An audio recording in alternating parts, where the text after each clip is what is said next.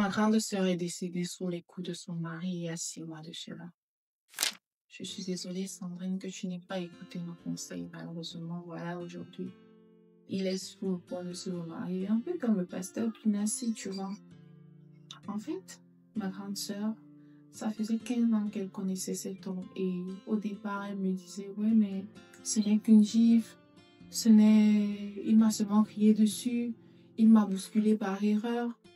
Et c'est ainsi qu'au fur et à mesure, plus ils avaient des enfants, et plus ils continuaient de lui frapper dessus.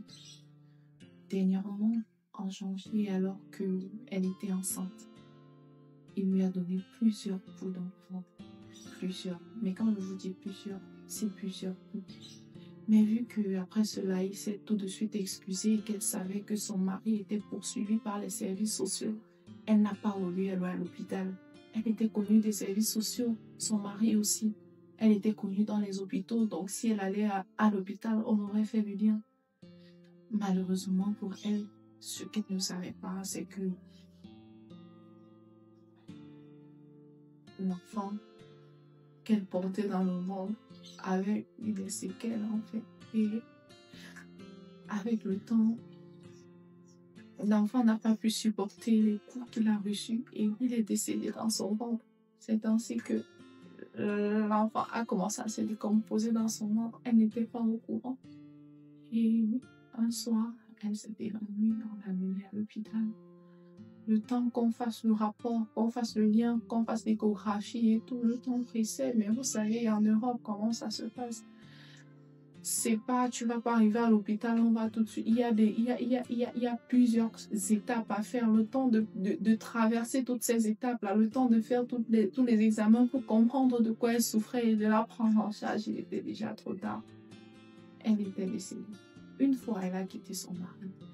Et cette fois, la famille a célébré, on était contents, on s'est dit, oh, enfin, elle est partie de là après les coups de cet homme. Pourquoi il la frappe? Elle est en Europe, elle a une bonne situation. Pourquoi est-ce qu'elle reste? Et elle disait toujours, oui, c'est le père de mes enfants. Je reste pour mes enfants.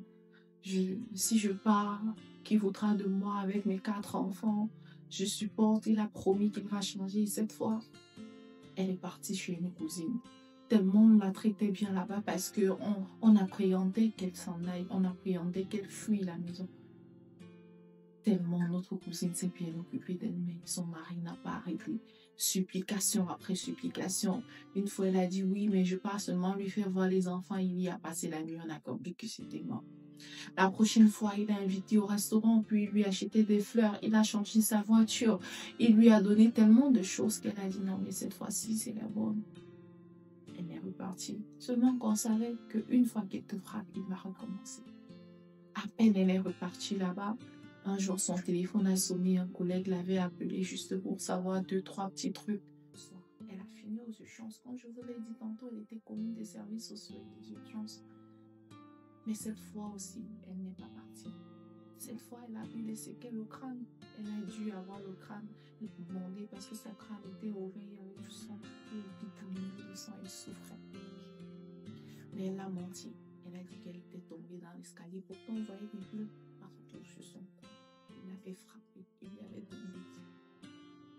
Malheureusement, elle aimait tellement son mari. Et c'est cet amour qu'elle avait pour son mari qui a fini par avoir raison d'elle. Cette fois-ci, en janvier, comme je vous le disais tantôt, c'était la bonne. Malgré la grossesse, malgré tout le temps qu'ils ont passé ensemble, leurs 5 années de concubinage et leurs 10 années de mariage de 4 ans. Il n'a eu aucune pitié pour elle. Il l'a quand même frappée. À chaque fois qu'il rentrait et qu'il était sous, il la frappait. À chaque fois qu'il avait des problèmes au travail, il la frappait. À chaque fois qu'une de ses maîtresses se moquait de lui ou se foutait de sa gueule là dehors, il la frappait. Tout était une raison suffisante pour qu'il la frappe. Mais elle n'a jamais rien fait pour arranger la situation.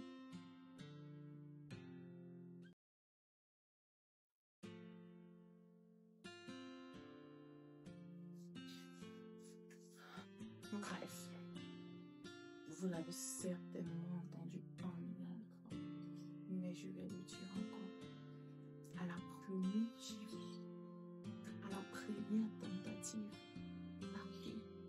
Peu importe à quel point il va vous demander pardon, peu importe à quel point il va s'excuser, peu importe à quel point il va devenir l'agneau pendant 1 an, pendant 6 mois, sachez qu'il va recommencer. Parce que s'il a déjà eu le courage de le faire une fois, il le fera une seconde fois. Ne restez pas pour vos enfants, partez pour vos enfants. Parce que quand vous restez, vous êtes malheureuse. Et un parent malheureux ne peut que faire des enfants malheureux. Vous pouvez très bien être de très bons parents, tous les deux pour vos enfants, mais ne pas être compatibles pour vivre dans la même maison. Peut-être que chacun dans sa maison, vous ferez de meilleurs parents que 2 parents dans la même maison. L'un violent et l'autre qui subit. Parce qu'une fois qu'une femme subit la violence et qu'elle est frustrée, elle reverse sa frustration sur ses enfants-là. On est d'accord? En tout cas, ne soyez pas comme nous, ne laissez pas votre soeur dans un foyer non d'enfants.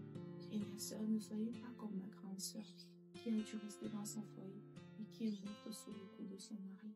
Dès que vous sentez que ça ne va plus, choisissez-vous, préférez-vous, aimez-vous et partez.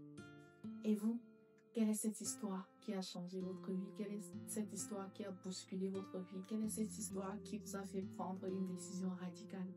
N'oubliez pas de nous la raconter en commentaire ou alors de nous l'envoyer sur les différents contacts qui sont affichés sur notre page et on la racontera dans nos prochaines vidéos. Bisous! Bye!